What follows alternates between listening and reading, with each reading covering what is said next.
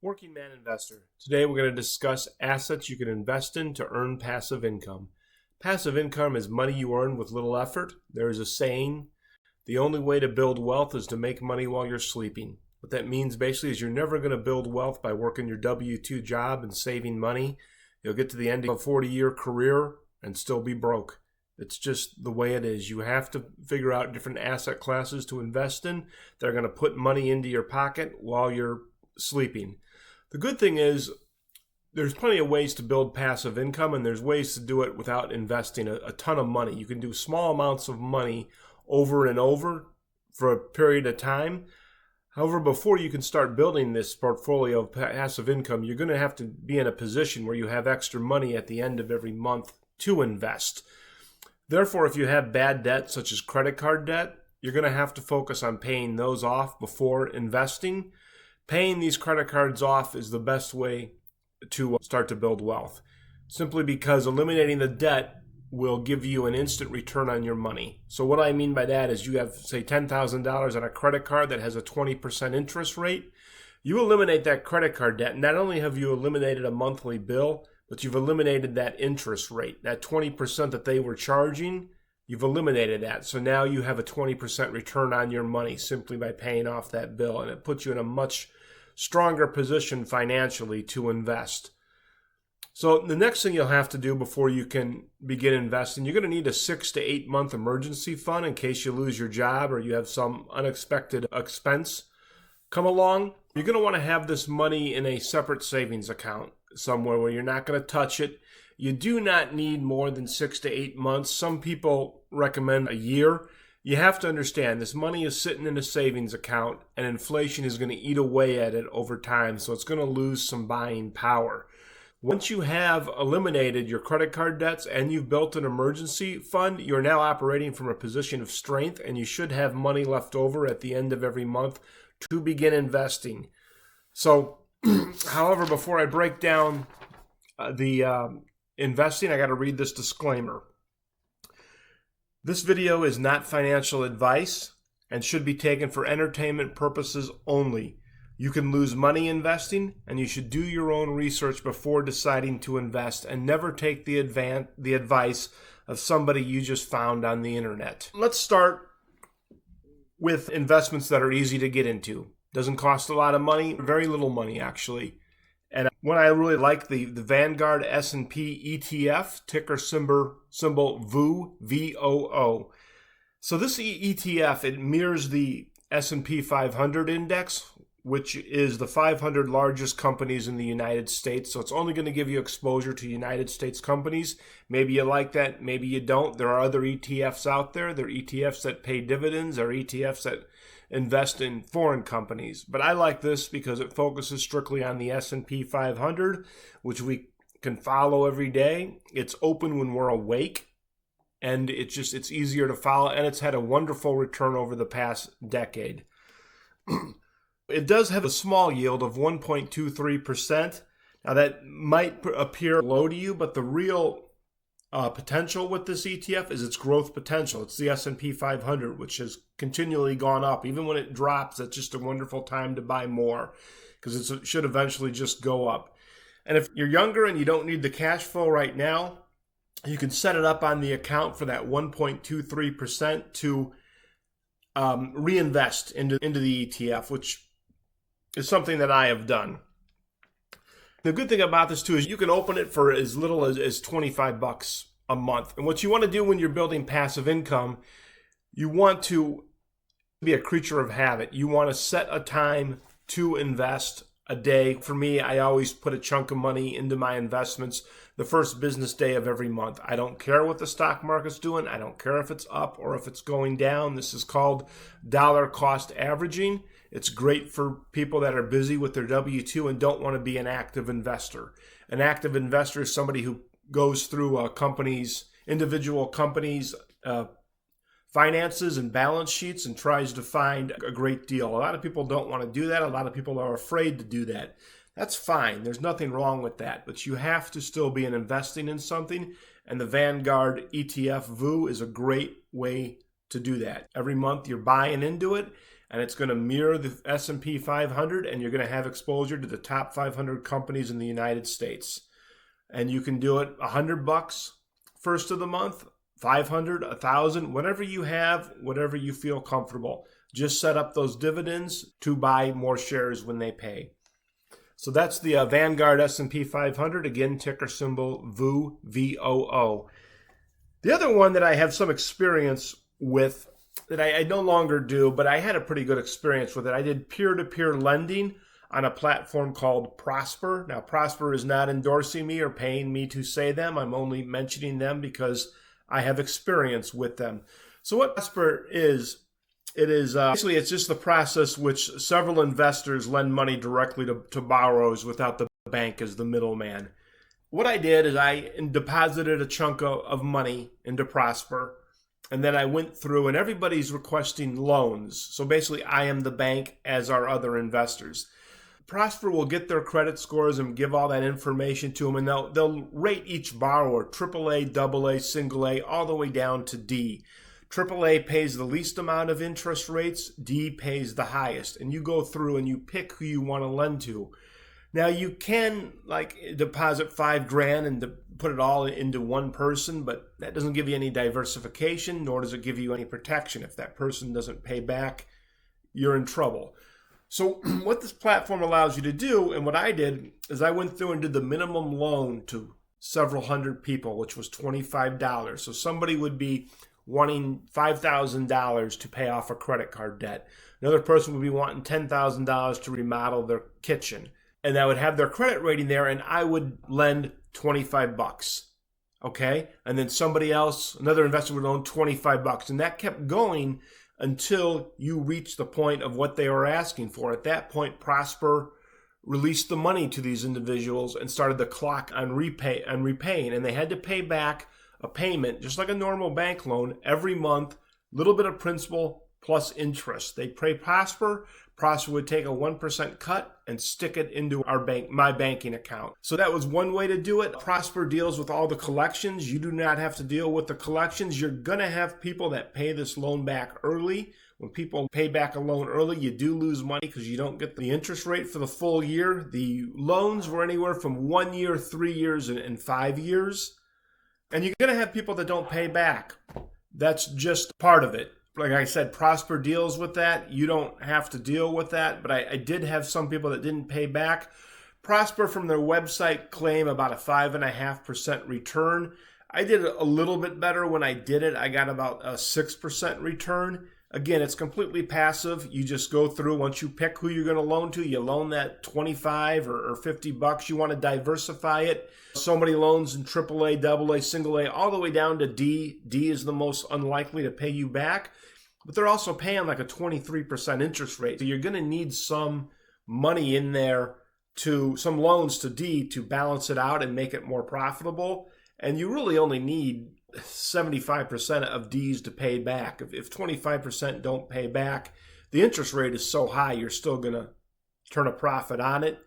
It's not a bad way to do it. Like I said, I did it for a few years. I don't do it anymore. But if you're strictly just starting off as an investor and you're unsure what to do, look into like a Prosper, a peer-to-peer lending, and look into an ETF for sure. And also watch my video on Roth IRA, because you can have an ETF set up in a Roth IRA, which is a great way to do it. The only drawback to that, you have to wait till you're 59 and a half to get the money back. So that's my experience with Prosper. It's not bad. The other thing that you can do is you can do crowdfunding real estate. So this is also done through a third-party platform, just like peer-to-peer lending. It's a good way to get exposure to real estate if you don't want to go out and search for deals. The way this works is same way. You're going to invest directly into a fund this way. So you don't pick the fund is out there as an option, and you put money into it. I've seen them as low as $500 to $5,000, and some become much more, to where you have to be an accredited investor to even get involved in it. So basically, you put the funds in there, and the funds are going to mimic the returns on the property. If they go up in value, your fund goes up in value. If they make money off of rent collection, they're going to pay you a dividend. The good thing about this is, as I've said, you don't have to go out and find the deals. You don't have to do the rehab, find the tenants, collect the rent. You're going to simply put money into the fund, get exposure to the real estate, and as these deals make money, so do you. It is a simple way to invest in real estate without having to go out into the real estate market, learn the average price to see if you're getting a good deal. It's just a really simple way. These are just a few of the ways you can get into passive investing at a relatively low entry point. So if you don't have a ton of money left over at the end of the month, say after you had your emergency fund and your credit card bills paid off, you've only got about $400 left over to invest at the end of each month. Vanguard, VU, S&P, peer-to-peer lending are really good options. The other one, you could save for a few months and go into one of these lower entry point crowdfundings if you really want an exposure in real estate. So the other ideas that I have that take a larger sum of money to get it to enter, you own rental properties. Problem with rental properties is you're going to have to go network and you're going to have to meet people. And the only way to make a rental property passive is to have a property manager. Property managers will take 10% of collected rent. To me, it's worth it. I don't get phone calls in the middle of the night that, pipes are frozen or the toilet's backed up. I don't have to leave work early, cost myself money, and go take care of an emergency at my property. It frees me up. It frees me up to, one, work my W-2, do other things that are going to do revenue streams, such as a YouTube channel or wholesaling real estate, or other things like that. So I always recommend a property manager just because that allows it to be pretty much passive income. You're going to have to network. You're going to have to go to real estate investor meetings to figure out who are the best property managers to talk to and the ones you want to avoid. And then you're going to have to interview them and ask them certain questions and see what their fees are and make a decision there. With a property manager, if I have damage to my property, I have a client porthole to where they will send me pictures of it. They will send me quotes. A good property manager is going to have people on staff or repair people on staff that can repair things cheaper than you. They're going to have contacts with contractors. These contractors will perform work for them for cheaper than I can go out and get it. So give an example, say a hot water heater goes out at one of my properties. My property manager has a plumber on staff, or not on staff, that he has connections with, that he throws a lot of work at. Because of this, the plumber will give him a nice discount because he's getting more work. So he performs the work cheaper on replacing that hot water heater than if I just had to call somebody and send them out. So that's one of the advantages to having a property manager. When you do have repairs, one, you don't have to deal with it, and two, you usually can get it repaired a little bit cheaper than if you're just going off the internet to find somebody. So as far as, again, buying a property, you're going to have to learn your market. You're going to want to pick ad codes. I went by zip codes in my area, my local area, and I figured out what the average price of houses were selling for in that area. And I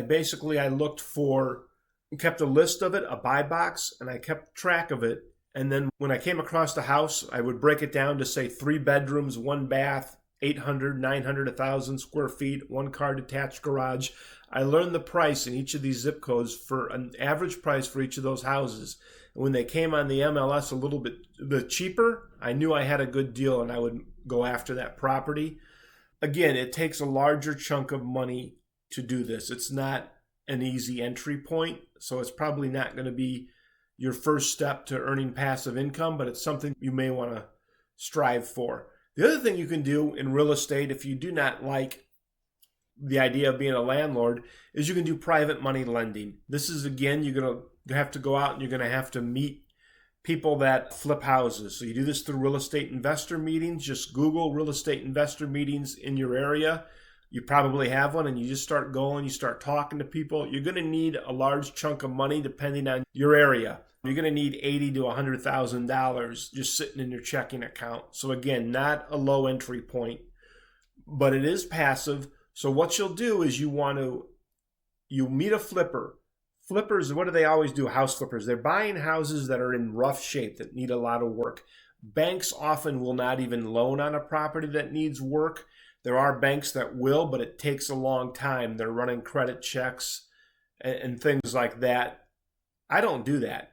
Flippers use private money lenders because private money lenders have lower threshold to lend. So I don't care about the individual's credit score. I care about his reputation within the group. Has he done work for other people? Has he paid people back? So what I'll do then is I'll loan him the money. He's going to have skin in the game.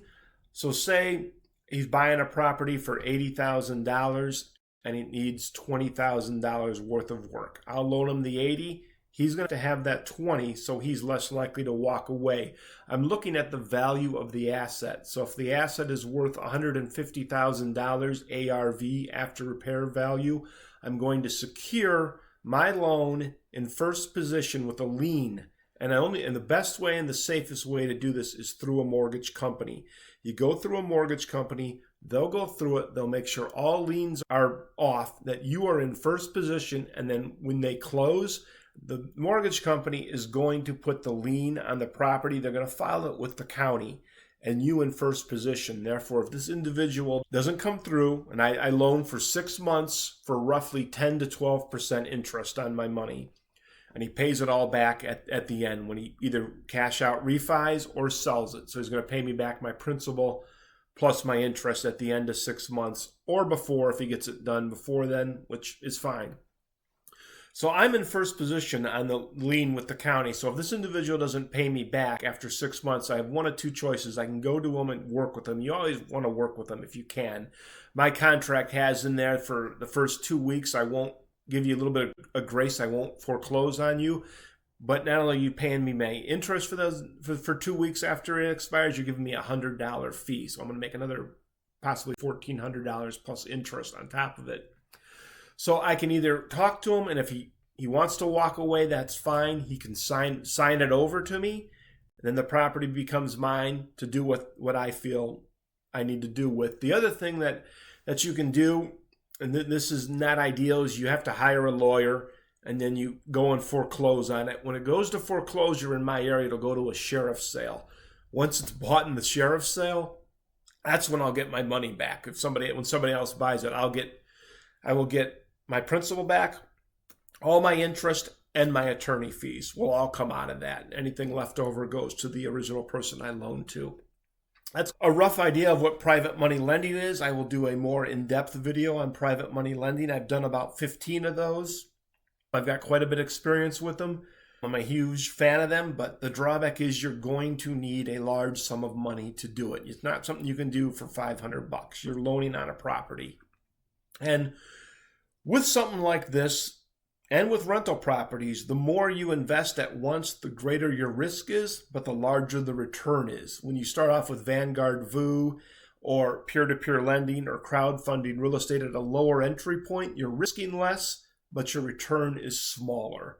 So I always recommend starting off with the Vanguard VU or the peer-to-peer lending or the crowdfunding just to get some experience. If you're inexperienced, you just need to start learning, risking a little bit, and getting an idea and learning to like being an investor. When you start seeing yourself making money when you're asleep, when you look at that Prosper account and you got all this money to transfer into your checking account because people have paid back their loans, it's a good feeling. It'll motivate you. You'll start to build confidence, and you'll want to start eventually just evolving into a more sophisticated investor. A more experienced, sophisticated investor is willing to take more risks because they're much more confident. More risks lead to larger gains.